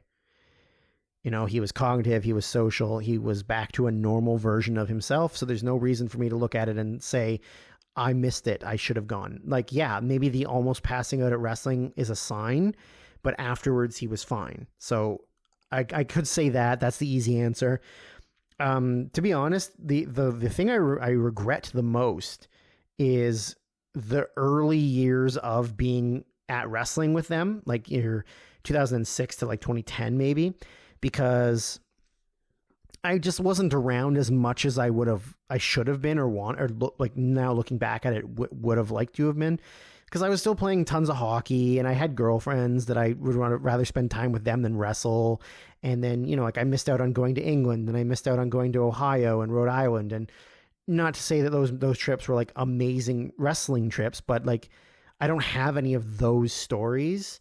So I think I regret not being more focused on like hanging out with my friends at wrestling than like, you know, playing hockey, hanging out with girls, being lazy about going to wrestling. I think at the time it was because the ring we were wrestling in was really hard. It wasn't like the nicest or newest modern type of ring. And I was, despite my voluptuous, there you go, BBM body I got going on right now, I was like a Twinkie kid. I was a real twink until I was like 30, like 28, 27. I was very skinny. I had like no fat or muscle really, and so like landing on that ring really hurt, and so I just kind of didn't always like going. And also I didn't always get to wrestle good people, right? It's not like I was wrestling Dan or Scott or Chewy. Or, you know, I got a lot of the times I had to kind of wrestle the bottom of the barrel, which isn't always the most fun. But yeah, I think that's really it, honestly. Like, I mean, one big regret too, I guess, now that I think about it, is that Scott and I always wanted to go on one of those like mountain train trips that goes from Vancouver to Banff in Alberta, but it goes through like the Rocky Mountains, and then you get to the Banff and Lake Louise and stuff, and like that was just something we'd always like kind of jokingly talked about, like being old men who take a train trip. But then we realized that it's like the most expensive thing that's ever existed. And we're like, there's not a fucking chance I'm spending, you know, like $1,400 on taking a train trip when I could fly like halfway around the world for that. But train trip, we used to talk about doing old man golf trips with like ourselves, Steve West, Davey, Vega. We would always talk about just going to like Arizona and playing golf, even though like two of us don't really play golf. But yeah, I think I just regret like not being around more during the like formative young years of our friendship, because we weren't really like, we weren't best friends until like 2010-ish. And we probably could have been best friends maybe before that. I could have kicked Chewy's ass to the curb faster. But yeah, that's really it, I think. I don't really want to look back and have regrets on anything. So another question from UV, which is, would you upload your wrestling videos on your own channel like Scott did to his? I'm going to give you all breaking news right now, because this is the news if you have never listened to the podcast. We're going to give you all of the news. I very much think there is a possibility that I am done wrestling. And I know I had said previously that I was going to keep wrestling, but I think after just thought and processing a lot of stuff, and I just don't know if I have the full desire to keep going. I'm just not interested in like thinking of ideas and thinking of what I want to do, what I don't want to do, and not really having him there to bounce things off of or to be supportive or like insulate a little bit, or I just don't know. I'm not saying for sure. I think right now it's like 80% done and 20% not. In theory, I have a match in exactly a month from today in Vancouver. But I guess I still have time to back out of it if I want to, but I don't know if I'm going to keep going or not. I have done, in my entire life, I think I've done 2 shows that I've wrestled on that Scott wasn't there for. So it's weird. Also, one of our main wrestling hubs is Tacoma, and going to Tacoma fucking sucks. And one of the only things that made going to Tacoma important and fun and enjoyable was the drive down with Scott. Not necessarily the drive home, because I would always struggle to not fall asleep because I fall asleep in cars. But going down was always like the part that I was made it worth it. And so not having him to go down with is not really, I don't know if it's something I'm really interested in doing. And then I haven't had a one-on-one singles match since like well before COVID. And I'm not entirely sure if my body can handle me doing one-on-one matches. But we'll see. I'm still got some time to decide, and obviously I'll let everybody know what I end up doing. But as of right now, I think I'm 80% no and 20% yes. That didn't answer your question, but that means that it might not be wrestling to upload on the channel, so we'll see. I'll do another Eve. Eve said, is there a new hobby, resolution, or habit you've picked up recently as a result of this event? Well, streaming, because I didn't stream before, but technically I've only barely streamed. But it was something we'd always talked about, and we always joked about me being a gamer. So, yeah, no, not necessarily. I mean, there was a couple weeks there where I was like working out way too hard and way too aggressively to get out my distract me and stuff, but that's not really a new hobby. No, I don't really think so. I mean, I don't know if I have a resolution. I just wanted to be creative still. I feel like I'm a very creative person, or I can be when I'm motivated, and I don't want to lose a creative space that I've created. So I don't know that I really do, to be honest. All right, let's do, which match was the most fun to perform with Scott, whether it be a tag or against each other? Also, what was his favorite thing to eat at Anton's? And then, so that's from Monsieur Jabbery. And then, friend of the podcast, friend of real life, Cody Redfern, asked, what is your favorite match with or against Scott? So those are kind of the same questions. His favorite thing to eat at Anton's, I don't know. He literally rotated every time. He liked things that had like a spicy sausage in them, or like a red meat sauce with penne usually, but then sometimes he would just randomly get like a white sauce with linguine or something. So he definitely rotated it quite a bit. But yeah, if there was like any kind of spicy sausage in it, or like a prosciutto or something like in it, that's what he would gravitate toward. He was a meatosaurus. So like anything that had a lot of meat in it was what he would gravitate towards. And then for me, it's always the gnocchi cardinale, because I like stuffed pasta a lot more than I like just regular pasta. So anything that's got stuff. But I mean, I'm a cannelloni guy. I love cannelloni, and I love ravioli and gnocchi. And then he would always get. I think only a few times did he get something other than. I don't think he got he definitely didn't get a seafood one. I think one time he got a clear sauce one and he thought it was only okay. Or maybe a pesto one that he thought was only okay and then regretted not getting the other one and then tried to eat a large portion of my gnocchi cardinale, which did not go over well. So yeah, as matches go, yeah, that's a tough one, honestly. I mean, I think against Scott, there's a couple for sure. There's the one that I talked about that was my first professional match in a ring, which I'm going to make a note right now of the things I should link in the description so I can link that match.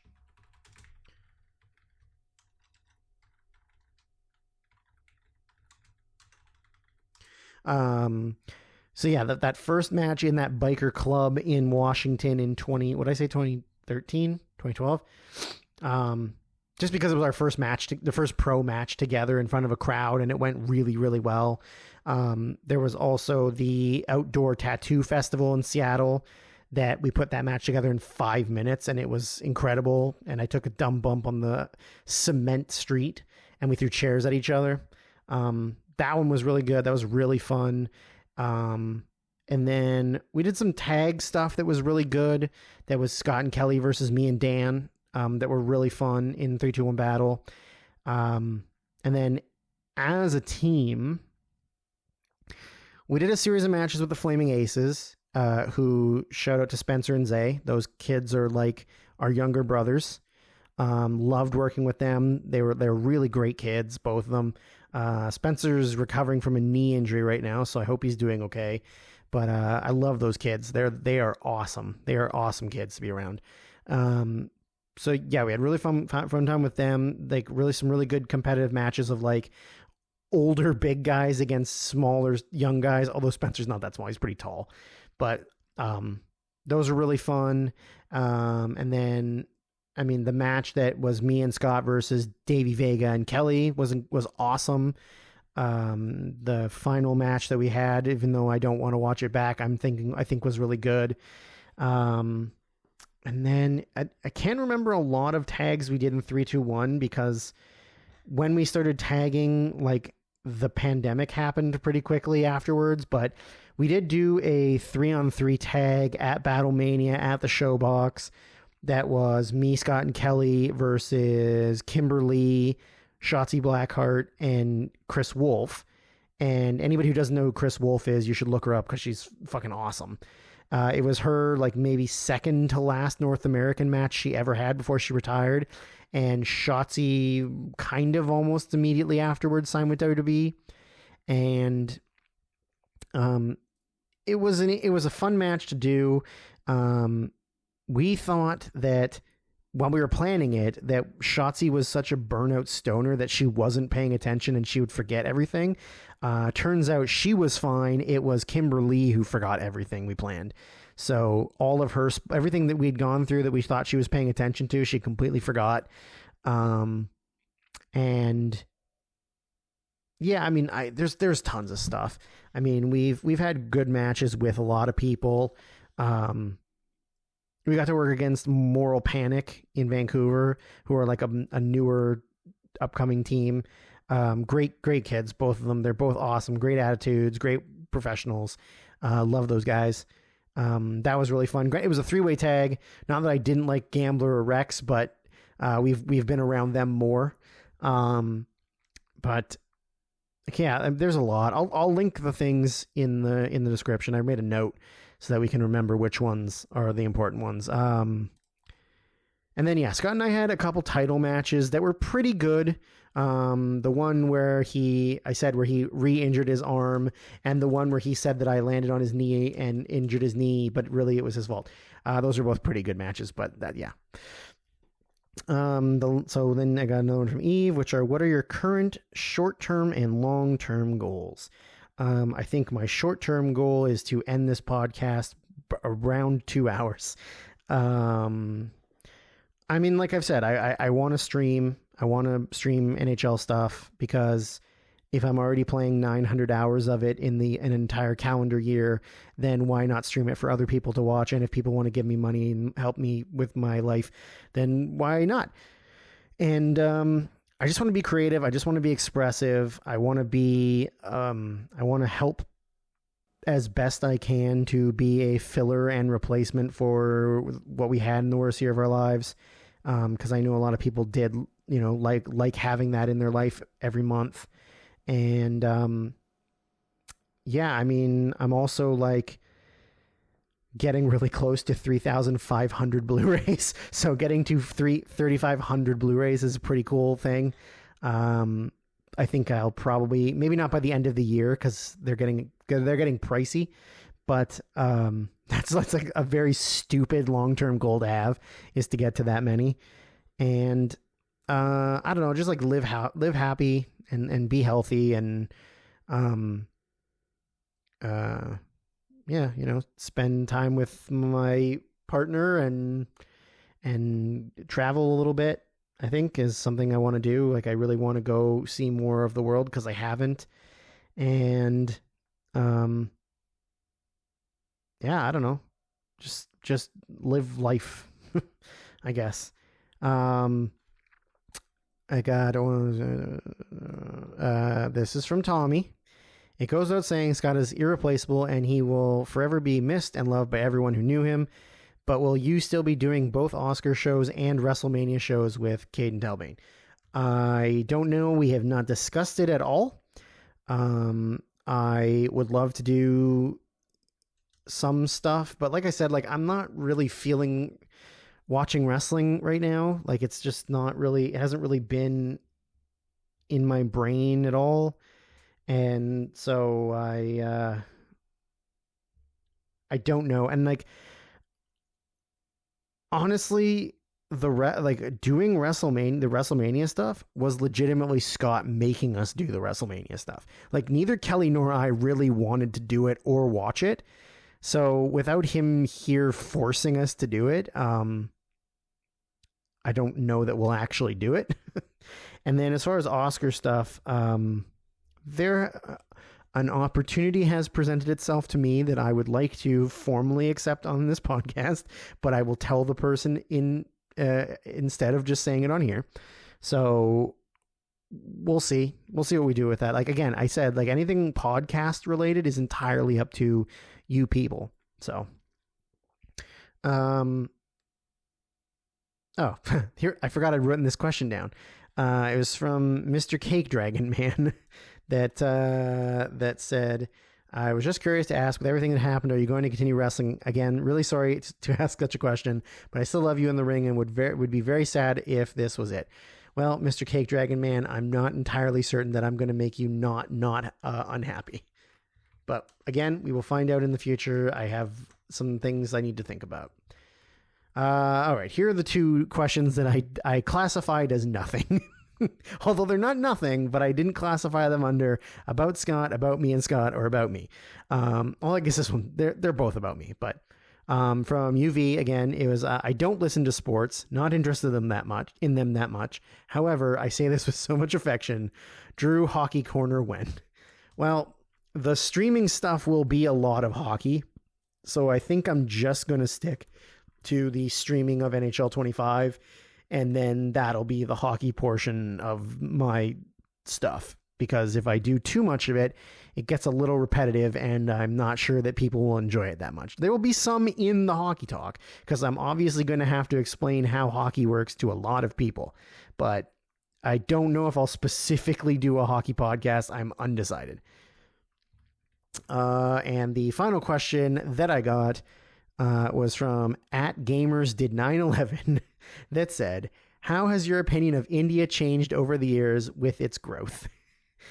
Well, being somebody who's living in British Columbia, which now has the So Vancouver is the major city.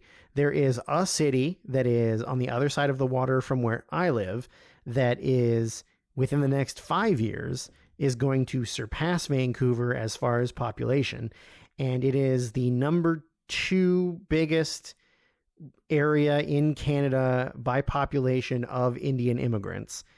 And I think Brampton's the only one that's bigger, I believe.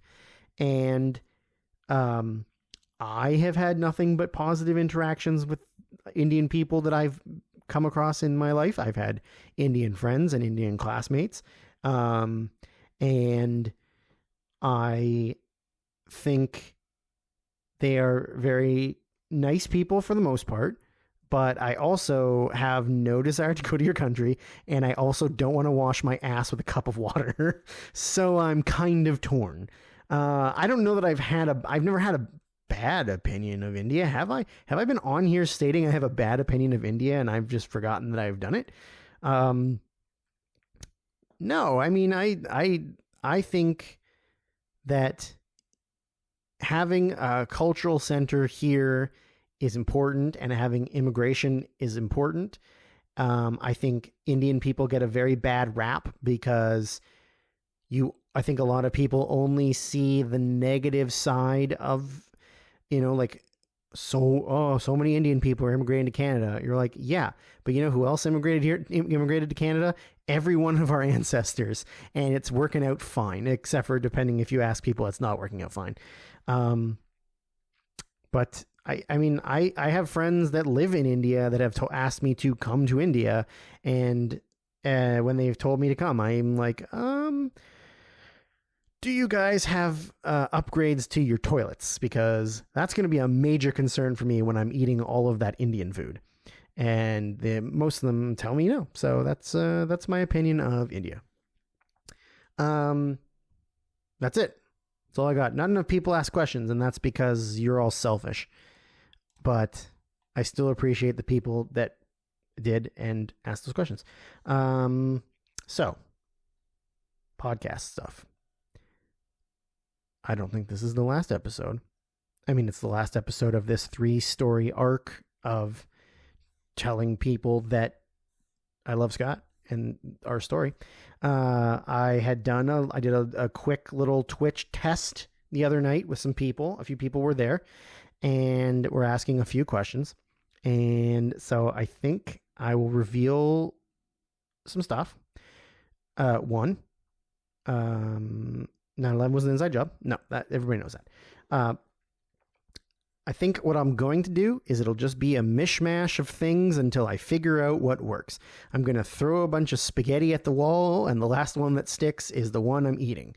So there'll be hockey content. There'll probably be some FC content, soccer. I will do random other gaming as well. I'm going to do eventually I will do some watching of mine and Scott's matches and just sort of talk over them. And I maybe will do that as a live stream as opposed to just like a video. And that way people can ask questions or whatever, and we can go through the wrestling and all that. And then I said this on the Twitch thing, is that I've written some stories over time that were meant to be scripts for movies, but then I was soured on the experience of working in film, and I still have those stories. So I would like to write them into more of a short story form, and then I will do some episodes that are me practicing and enunciating and talking slower into the microphone and telling those stories for everyone to listen to and see if that sticks. And I think I'll do some stuff with some friends. I'll have some people kind of just hang out and we can just have fun doing a podcast. Anyone who's familiar with Greg Sage, who was a wrestler in 3-2-1 Paddle and did some stuff in SOS Pro Wrestling and is one of my very best friends, is going to be up here next weekend just hanging out. And I asked him if he wanted to just record a podcast, and so we'll figure out some stuff to talk about, and there'll be an episode of just me and Greg hanging out, and maybe Kelly too. I'm not sure if he's interested, but I will ask him. And I think that's kind of it. I might do a little bit of movie reviewing, but again, I said this, I don't want to step on Adam's toes because he'll do a much better job than I will. But if I see something I'm really interested in or really liked, or something that was really terrible and I have a big opinion of, then I will talk about it. And from there, it'll just be up to if you people want to keep listening to me ramble and talk and do my thing and, you know, fill a hole, a giant tiger-sized hole in your hearts, then I will try my damnedest to do so. And we'll just kind of take it as it comes. So I appreciate everyone being here. Like I said, at Sarian Softballs on Twitter and Instagram and Letterboxd. And I don't have Mastodon anymore because I thought the gag was dying, or was dead, so I got rid of it. And twitch.tv/Sarian Softballs. And you're here at the YouTube channel, so it's youtube.com/@SarianSoftballs. And if you would like to be a cool cat who helps out this cool cat, paypal.me/Sarian Softballs if you want. And if not, I will not be mad about it because I'm not pushy like Scott. But yeah, again, it's weird to have an audience and a place to talk by myself, because I would never have done this on my own if you know, Scott was still here. And same thing with streaming. I don't think I would have ever followed through with it if Scott was around, because we would still be doing the podcast, and that was enough for me. But I need to fill that void in my life, and that's this. So enjoy your weekend, I guess. I'm going to film a welcome to the YouTube channel video. I was going to do it tonight, but it's already 8:30 and I'm getting cranky. So I'm going to not do it tonight and probably try to do it on Friday while my PlayStation downloads NHL 25. So look out for that, and I'll try my best to do the best setup I can in this room, and then that'll be where we go from there. So have a nice evening or day or whatever you're doing. And I wish I had a closing remark, but I don't. Okay, little kisses. Bye.